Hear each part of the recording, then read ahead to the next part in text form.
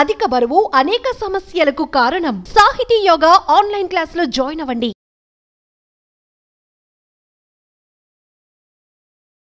Welcome to Suman TV. నేను మీ Suman TV Nag. According to Vedic astrology కనుక మనం చూసుకుంటే ఎస్పెషల్లీ విమెన్ ధనస్సు రాశి వారికి 2025లో ఏ విధంగా ఉంటుంది అనేది ఈరోజు మనతో పాటు వేదిక్ ఆస్ట్రాలజర్ ఉమా గారు ఉన్నారు. అది వారి మాటలో తెలుసుకుందాం.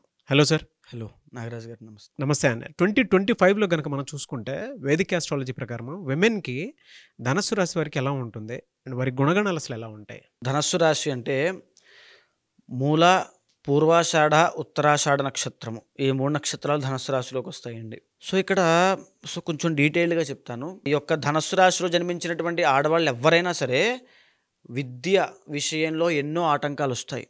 ఎందుకంటే సెకండ్ హౌస్ రూల్డ్ బై శని. కానీ వీళ్ళని మాత్రం గైడ్ చేయగలిగితే వీళ్ళకి ప్రపంచ జ్ఞానం ఎక్కువ ఉంటుందండి. అంటే నార్మల్గా మనం నలుగురు మధ్యలో కూర్చుని చెప్పేది కన్నా ప్రపంచ జ్ఞానం ఎక్కువ ఉంటుంది, లౌక్యం ఎక్కువ ఉంటుంది. 10 మందితో ఎలా మాట్లాడాలో వీళ్ళకి తెలుసు. మంచి కమ్యూనికేటర్స్ అవుతారు, మంచి ట్రాన్స్లేటర్స్ అవుతారు. అంటే వాగుడు పెట్టా అంటారు చూసారా అండి, విపరీతంగా మాట్లాడుతూనే ఉంటారు. ఆ రకంగా వీళ్ళు మంచి టాకెటివ్స్, మాట్లాడితే ఆపరు ఇంకా. కానీ మాటల్లో కొంత సబ్జెక్ట్ ఉంటుంది. అందులో మూలా నక్షత్రంగా అయితే కాస్త ఇబ్బందికరంగా ఉంటుంది. కేతు అధిపతి అవుతాడు కాబట్టి ఎందుకు మాట్లాడుతున్నాడు రైడు, సో ఎందుకు మాట్లాడుతుంది ఈ అమ్మాయి అని అనుకుంటూ ఉంటారు. సో మాట్లాడే విధానంలో కాస్త సరిచూసుకోవాలి మూలా నక్షత్రం వాళ్ళు, ధనస్సు రాశి. సో ఈ ధనస్సు రాశి వాళ్ళకి లగ్న చతుర్థాధిపతి కూడా గురుడు అవుతాడు కాబట్టి వీళ్ళే బలం. వీళ్ళు కనుక ఎదగాలి అని నిర్ణయించుకుంటే వీళ్ళకున్న పట్టుదలకి ఎవరు సరిపోరండి. సో ఎందుకంటే లగ్న చతుర్థాధిపతి గురుడు కాబట్టి ఎవరినైనా సరే తొక్కిపెట్టి పైకి వెళ్ళగలరు. కానీ వీళ్ళకి కాన్సన్ట్రేషన్ ఉండదు. సో అంత పైకి వెళ్ళిపోవాలి, అంత విపరీతంగా సంపాదించేయాలి, విపరీతంగా ఏదైనా సాధించాలని ఆకాంక్ష ఏముండదు. జస్ట్ మామూలుగా ఉండాలి, తినాలి, 10 మందితో ఉండాలి. ఇప్పుడు 10 మంది కావాలని కోరుకునే రాశి ఏదైనా ఉందంటే ధనస్సు రాశి. సో అందులో ఎస్పెషల్గా స్త్రీలు ఇంకా నాకు ఫ్యామిలీ అటాచ్మెంట్స్, బాండింగ్స్, ఆ సొసైటీతో ఎక్కువగా నిమగ్నం అయి ఉండడము, సొసైటీ ఏమనుకుంటుంది మన గురించి, వాళ్ళకి ఎక్కువ వాల్యూ ఇవ్వడము. సో ఇవన్నీ ఎక్కువ ఉంటాయి బాగా. అంటే ఒక రకంగా చెప్పాలంటే సంఘ సంస్కర్తలు సంఘంతో కలిపి, సొసైటీతో కలిపి వెళ్తూ ఉంటారు ముందుకి. సో ఇండిపెండెంట్ నేచర్ కానీ ఉండదు, 10 మందితో ఉండాలి, అందరూ నాకు కావాలి, ఇలాంటి ఆలోచనలు చాలా ఎక్కువ ఉంటాయి. So second and third house ruled by Shani కాబట్టి విద్య విషయంలో అంత ఇంట్రెస్ట్ చూపించరు. చూపిస్తే మాత్రం ఎక్సలెంట్గా ఉంటుంది. చిన్న వయసులోనే జాబ్ వచ్చేస్తుంది వీళ్ళకి. చూపిస్తే మాత్రం చిన్న వయసులోనే జాబ్ వస్తుంది. అండ్ చెప్పాలంటే చిన్న చిన్న జాబ్స్ అండి అది కూడా. సో పెద్ద జాబ్స్ అంత ఇంట్రెస్ట్ చూపించరని చెప్తున్నాను కదండి. సో చిన్న జాబ్స్, చిన్న సాఫ్ట్వేర్ కంపెనీ, చిన్న ఇండస్ట్రీలో, చిన్న మ్యానుఫ్యాక్చరింగ్ కంపెనీలో చిన్న ఎంప్లాయీ కింద సో సరిపోతుంది. వాళ్ళకి అలా ఆడుతూ పాడుతూ జీవించేద్దాం అనే ఆలోచనలు ఎక్కువ ఉంటాయి. కానీ వీళ్ళకి అదృష్టం ఎక్కువ కలిసి వస్తుంటుంది. వీళ్ళకి ఆ 10 మందితో ఉండేటువంటి సంబంధాలు, అంటే ఎలా చెప్పాలంటే పరిచయాలు, పెద్ద వ్యక్తులతో ఉండేటువంటి పరిచయాలు వీళ్ళని ఎక్కడో నుంచోబెడతాయి. ఓకే. అదేవిధంగా వీళ్ళు చాలా జాగ్రత్తగా ఉండాల్సిన అంశం ఏమిటంటే పంచమ స్థానము, పంచమ వ్యయాధిపతి కుజుడు అవుతాడు కాబట్టి సంతాన సమస్య ఖచ్చితంగా ఉంటుంది వీళ్ళకి. సో పీసీఓఎస్ ఎక్కువగా ఉండేటువంటి స్త్రీలు ఏ రాశిలో ఉంటారంటే ధనస్సు రాశి. చాలా జాగ్రత్తగా ఉండాలి. బ్లడ్ విషయంలో చాలా జాగ్రత్త తీసుకోవాలి. యూరినరీ ట్రాక్ ఇన్ఫెక్షన్స్ వీళ్ళకి ఎక్కువ వస్తాయి. తరువాత మగవాళ్ళకైతే ఫెర్టిలిటీ ప్రాబ్లమ్స్ వస్తాయి. కానీ వీళ్ళకి స్త్రీలు కాబట్టి ఇప్పుడు చెప్పిన పీసీఓఎస్ అవ్వచ్చు, యూరినరీ ట్రాక్ ఇన్ఫెక్షన్స్ అవ్వచ్చు, మెన్స్ట్రల్ ప్రాబ్లమ్స్ అవ్వచ్చు. సో ఆడవాళ్ళకి సంబంధించిన ఇబ్బందులు ఖచ్చితంగా వీళ్ళకి వచ్చే అవకాశాలు ఎక్కువ ఉంటాయి. సో వీళ్ళు వాటికి సంబంధించి చాలా జాగ్రత్త తీసుకోవాలి. శుక్రవారం నాడు ఎస్పెషల్గా ఈ స్త్రీలు శుక్రవారం నాడు ఒక పూట భోజనం చేసి ఇంకొక పూట పలహారం చేసి మహాలక్ష్మీదేవిని ఆరాధన చేస్తే వీళ్ళకి ఆరోగ్య సమస్యలు పోతాయి. సో దీంతోపాటు ప్రికాషన్స్, ఉదయం లేవడము, తర్వాత హెల్దీ స్లీప్ ఉండాలి. సో ఇవన్నీ హెల్దీ ప్రికాషన్స్ ఖచ్చితంగా తీసుకోవాలి వీటితో పాటు. అదేవిధంగా వీళ్ళకి ఎస్పెషల్గా ధనుస్సు రాశి స్త్రీలు సప్తమ దశమాధిపతి బుధుడు అవుతాడు కాబట్టి చుట్టరికము, బంధువులు, చుట్టాలు వీళ్ళకి సంబంధించినటువంటి సంబంధం వస్తుంది. కానీ మ్యారీడ్ లైఫ్ అంతంత మాత్రంగా ఉంటుందండి. వీళ్ళకి ఇష్టం లేని మ్యారేజ్ చేయడము. సో వీళ్ళకి అంత ఇష్టం ఉండదు. ఏదో ఇంట్లో వాళ్ళు చేసుకోమంటున్నారు, చేసుకుంటారు. ఇది ఇంట్లో వాళ్ళు కాపురం చెయ్యాలి. సో అంటే భార్య భర్త, సో ఆ రకంగా ఏదో ముందుకు వెళ్ళిపోతుంది తప్ప అంత లవ్ మ్యారేజ్ చేసేసుకుని అంత సూపర్గా ఉండేటువంటి మ్యారీడ్ లైఫ్ కాదు. అదేవిధంగా వీళ్ళు జాబ్ కన్నా బిజినెస్లో చేస్తే బాగా రాణించగలుగుతారు. కానీ దాంట్లో కూడా కాన్సన్ట్రేషన్ మిస్ అవుతూ ఉంటుంది. సో వీళ్ళు కాన్సన్ట్రేట్ చేస్తే దేన్నైనా సాధిస్తారు. ఇది ఫస్ట్ బేసిక్ పాయింట్ అండి. కానీ వీళ్ళు కాన్సన్ట్రేట్ చేయరు. చేయరు, వీళ్ళకి అది ఉండదు. చిన్న జాబ్, ఇందా నేను చెప్పాను, చిన్న జాబ్, చిన్న ఎంప్లాయీ, చిన్న కంపెనీ, చిన్న బిజినెస్, చిన్నది సరిపోతుంది. అంటే అప్పటికప్పుడు చూసుకుంటారు తప్ప అంత ఫ్యూచర్ ప్లాన్స్ ఏమి గట్టిగా ఉండవు, అంత వ్యాస్ట్గా ఏమి ఆలోచించేటువంటి మన రిలేషన్షిప్లో అయితే రిలేషన్షిప్ బాగుంటుంది. బ్రేక్స్ ఉంటాయి, ఎందుకంటే కుజుడు రూల్ చేస్తాడు కాబట్టి ఖచ్చితంగా బ్రేక్స్ ఉంటాయి. సో ఖచ్చితంగా బ్రేక్స్. అందులో మూలా నక్షత్రంలో పుట్టేటువంటి అమ్మాయిలకి అయితే కాస్త తల్లికి వాళ్ళకి ఉండేటువంటి రిలేషన్ విషయంలో ఇబ్బందులు వచ్చే అవకాశం ఉంటుంది. అంటే ఇది చెప్పేది బ్లూ ప్రింట్ అండి. సో దీనికి పైన జరగచ్చు, కింద జరగచ్చు. అంటే ఇప్పుడు ఫర్ సపోజ్ తల్లికి వాళ్ళకి రిలేషన్ ఎక్సలెంట్గా ఉండొచ్చు, లేకపోతే తల్లి అనేటువంటిది ఒక లోటు. సో మీకు అర్థమైంది కదా, తల్లి అనేటువంటి లోటుగా కనబడచ్చు. సో మాతృగండం అవి ఉంటాయి.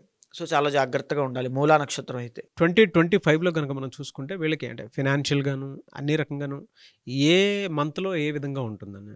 సో ముఖ్యంగా మనకి 2025వ సంవత్సరంలో వీళ్ళకి 4వ స్థానంలోకి శని రాబోతున్నాడు మార్చి 30 తర్వాత.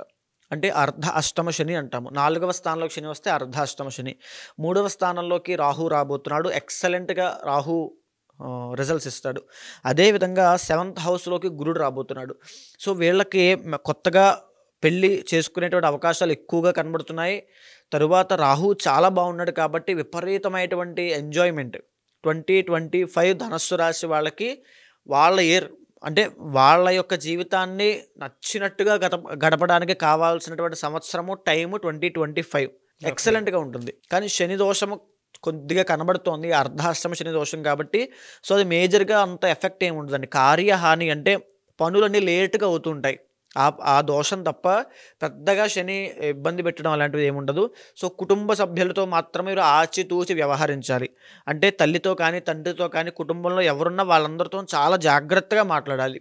ఎందుకు అంటే అర్ధాష్టమ శని నడుస్తున్నప్పుడు కుటుంబ సభ్యులకి మీకు తగాదాలు పెడతాడు, టెస్ట్ చేయడానికి. మీ యొక్క బంధాన్ని ఉంటుందా ఊడిపోతుందా చూడడానికి చాలా టెస్ట్ పెడతాడు శని.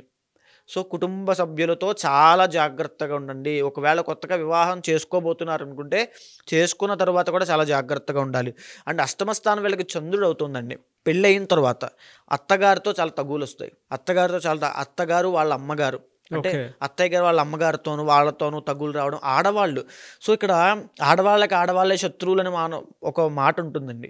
అది ధనుస్సు రాశి వాళ్ళ స్త్రీలకి ఖచ్చితంగా రాశారేమో, ఎందుకంటే 6th హౌస్ రూల్డ్ బై మళ్ళీ శుక్రుడు అవుతాడు కాబట్టి. ఆడవాళ్ళు అంటే ఈ ధనుస్సు రాశి స్త్రీలు, ఈ అమ్మాయి ఉందనుకోండి, ఈ అమ్మాయి ఎదుగుతుంటే ఏదైనా పని చేసుకుంటూ ఉంటే పక్కనున్న ఇంకొక అమ్మాయి ఓర్చుకోలేదు, అది మళ్ళీ ఈ అమ్మాయి కంట్లోనే పడుతుంది. సో దీనివల్ల ఈ అమ్మాయి విపరీతంగా డిప్రెషన్కి, యాంగ్జైటీకి గురవుతుంది. సో అష్టమ స్థానంలో చంద్రుడు అంటే బయటికి చెప్పుకోలేరండి, ఎమోషనల్గా ఉంటారు. అంటే 10 మంది తెలుసు, 10 మందితో ఉంటారు, కానీ వీళ్ళ బాధ వీళ్ళే. 10 మంది చుట్టూ ఉన్నా సరే వీళ్ళు మాత్రం లోపల ఏదో సంథింగ్ బాధపడుతూనే ఉంటారు. అలాంటి బాధలు ఉంటాయి. సో ఇక్కడ చెప్పేది ఏంటంటే మీ టైం రాబోతుంది 2025 అనేది ధనుస్సు రాశి స్త్రీలకి ఎస్పెషల్లీ ఎక్సలెంట్గా ఉంది. ఏ మంత్ నుంచి? మే దగ్గర నుంచి ఇయర్ ఎండ్ వరకు. ఓకే, అక్టోబర్ దాకా ఎక్సలెంట్గా ఉందండి. దోషాలు ఏముంటాయి సార్ అసలు వీళ్ళకి? మే వరకు ఉండేటువంటి దోషం ఏంటంటే మార్చి నుంచి మే దాకా చాలా జాగ్రత్తగా ఉండాలి. ఓకే, మార్చి 30 దగ్గర నుంచి మే 15వ తారీఖు దాకా మీరు తీసుకునే నిర్ణయాలు అవి మీ జీవితాన్ని డిసైడ్ చేస్తాయి అని మీకు అనిపిస్తే తీసుకోవద్దు, అవి చాలా ఇబ్బంది పెడతాయి. మార్చ్ టు మే. అదేవిధంగా 2025 అక్టోబర్ తర్వాత వీళ్ళకి ఉదర సంబంధిత వ్యాధులు వస్తాయి. అంటే ఊపిరితిత్తులు అవ్వచ్చు, తర్వాత థ్రోట్ ప్రాబ్లమ్స్ అవ్వచ్చు, ఏదైనా అవ్వచ్చు. అక్టోబర్ తర్వాత అనారోగ్య సమస్యలు కనబడుతున్నాయి. అక్టోబర్ టు డిసెంబర్ ఖచ్చితంగా అనారోగ్య సమస్యలు వస్తాయి. హాస్పిటల్ పాలయ్యే అవకాశాలు ఉంటాయి, అవమానపడేటువంటి అవకాశాలు ఉంటాయి, డబ్బులు నష్టపోయేటువంటి అవకాశాలు ఉంటాయి. ఈ ధనుస్సు రాశి స్త్రీలు అక్టోబర్ నుంచి డిసెంబర్ దాకా ఎస్పెషల్లీ చాలా కేర్ తీసుకోవాలి. మే టు అక్టోబర్ మీ టైం, ఇష్టం వచ్చినట్టుగా మీరు ఉండొచ్చు, ఎంజాయ్ చేయొచ్చు. అంటే జీవితంలో అన్ని శుభకార్యాలు జరగడము, మీకు నచ్చినటువంటి కోరికల్ని సిద్ధించడము, అంటే డబ్బు రావడము, అన్నీ చాలా ఎక్సలెంట్గా చాలా బాగుంది లైఫ్ అనిపిస్తుంది. అక్టోబర్ తర్వాత మళ్ళీ కుదేలు చేసేస్తుంది. కాబట్టి ఆ టైంలో చాలా జాగ్రత్తగా. దోషాలు ఏముంటాయి సార్ జనరల్గా వీళ్ళకి? దోషాలు వచ్చేసి వీళ్ళకి ముఖ్యంగా అర్ధాష్టమ శని కాబట్టి సో చంద్రుడు బాగలేదండి. సో ఎలా అంటే సోమవారం నాడు శివాలయానికి వెళ్ళి శివుడికి ప్రతి సోమవారం శివాలయానికి వెళ్ళి ఆవు పాలతో అభిషేకం చేస్తే వీళ్ళకి ఎక్సలెంట్గా ఉంటుంది 2025లో కూడా. ఎందుకంటే చంద్రుడు బాలేదు కాబట్టి మానసిక ఒత్తిడి. ఏ వారం సార్ వీళ్ళకి? సోమవారం సోమవారం ఎక్సలెంట్గా ఉంటుంది. సో మానసిక ఒత్తిడి ఎక్కువ ఉంటుంది. చాలా ఎక్కువ ఉంటుంది. అంటే వీళ్ళు ఎవరికి చెప్పుకోలేక, అది దాన్ని వదిలేయలేక మధ్యలో అలా ఉంచి ఆరోగ్య సమస్యలు తెచ్చేసుకుంటారు. సో అది రాకుండా మీరు బియ్యం దానం ఇవ్వడం కానీ, లేకపోతే శివాలయంలో శివుడికి ఆవు పాలతో అభిషేకం చేయడం కానీ చేస్తే సర్వ సౌఖ్యాలు మీవే. ఫ్యాంటాస్టిక్ అండి. Anyways thank you so much Uma గారు. Thank you. నమస్తే అండి. ఎంటైర్ వీడియో విన్న తర్వాత దోషాలను బట్టి మీ దగ్గర ఏదైనా పరిహారాల కోసం పూజలు చేయించుకోవాలనుకునేటువంటి వాళ్ళు ఉంటారు, వ్యక్తిగత జాతకాలు తెలుసుకోవాలి అనుకునేటువంటి వాళ్ళు ఉంటారు, మంత్ని బట్టి ఎలా ఉంటుంది ఏంటి ఇయర్ మొత్తం ఎలా ఉంటుంది తెలుసుకోవాలి అనుకునేటువంటి వాళ్ళు ఉంటారు, పేరును బట్టి లేదంటే కొంచెం ఎలాగో పెళ్లిళ్ళ సీజన్ వస్తుంది దానికి సంబంధించినటువంటి వాటి విషయాల్లో కూడా మీ దగ్గర వేదిక్ ఆస్ట్రాలజీ త్రూ వెళ్ళాలి అనుకునేటువంటి వాళ్ళు చాలా మంది ఉంటారు. ఎలా అప్రోచ్ అవ్వాలి, మీరు వాళ్ళకి టైం ఇస్తారా? తప్పకుండా అండి. సో ఇప్పుడు మనం మాట్లాడుకునే 12 రాశుల స్త్రీలకు ఎలా ఉంటుంది, 2025 వాళ్ళ గుణగణాలు ఇవన్నీ కూడా మనం గోచార ఫలితం ఆధారంగా మనం చెప్పడం జరిగిందండి, ఒక బ్లూ ప్రింట్ లాగా. అయితే వాళ్ళ జీవితంలో వచ్చేటువంటి పరిస్థితులైనా సంఘటనలైనా మిగతా 60% డిసైడ్ చేసే ఇండివిజువల్ జాతకం మీద కూడా ఆధారపడి ఉంటుంది. ఖచ్చితంగా దాన్ని కూడా గమనించాలి. ఎప్పుడైతే దాన్ని గమనించి దీంతో సమన్వయం చేసి మనం పరిహారం ఆచరించామనుకోండి తప్పకుండా నెరవేరుతుంది. ఏ పనైనా ఏ కోరికైనా సరే ఒక పరిహారం, ఒక రెమెడీ ఖచ్చితంగా ఉంటుంది. అది చేయడం వల్ల ఖచ్చితంగా నెరవేరుతుంది. సో అలాంటి వాళ్ళు ఎవరైనా ఉంటే కనుక కింద కనిపించేటువంటి నెంబర్కి కాంటాక్ట్ అయితే ఖచ్చితంగా నేను మాట్లాడుతాను. ఏదైతే సమస్యతో ఉన్నారో అది ఖచ్చితంగా నేను క్లియర్ చేస్తాను. Anyways thank you so much Uma గారు. నమస్తే అండి.